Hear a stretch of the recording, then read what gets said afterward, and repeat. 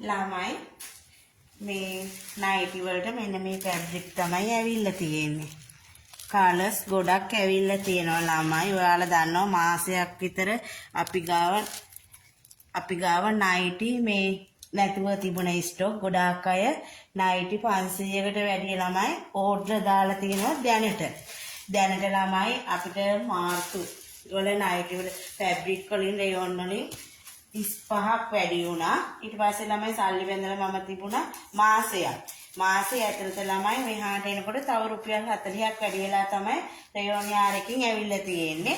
එතකොට ළමයි රෙදි යාරකින් රුපියල් 75ක් වැඩි වෙලා තියෙනවා. මට නයිටිය ළමයි 450ට දෙන්න බෑ. ඒ තත්ත්වේ නිසා අපේ තත්ත්වනේ ළමයි මේක රටේ තියෙන පවතින තත්ත්වේ අර නැව් ගාස්තු ඒ ප්‍රශ්නත් එක්ක තමයි වැඩ දන්නේ නැහැ. ඇත්තටම බිස්නස් එක කරන්න බැරි තත්ත්වයක් තමයි අපිටත් උදා වෙලා තියෙන්නේ. මට නයිටි එක තොගමිල දෙන්න පුළුවන් ළමයි රුපියල් 520. ඊට අඩුවෙන් ළමයි මට නයිටි තොග දෙන්න විදියක් නැහැ.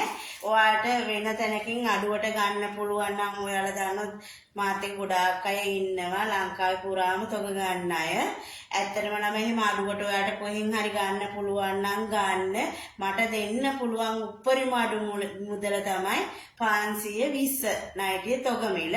මෙන්න මේ කලර්ස් ටිකෙන් තමයි මැහෙන්නේ අද ඉඳලා. ඔයාලට ඕඩර් දාගන්න පුළුවන් කැමති අයට.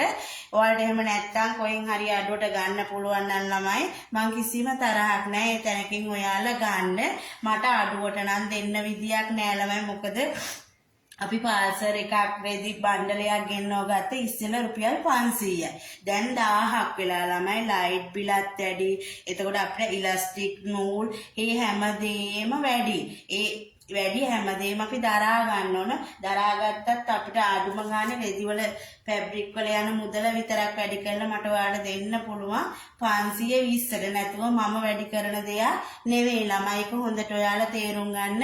මට ඔයාලා කියනවා අකි අඩු කරලා දෙන්න කියලා. මං ඊයේ ප්‍රයිස් එක මට එහෙම දෙන්න විදියක් නැහැ. අනේ මාත් එක තරහ වෙන්න එපා ළමයි. මේක රටේ තියෙන තත්ත්වයක්.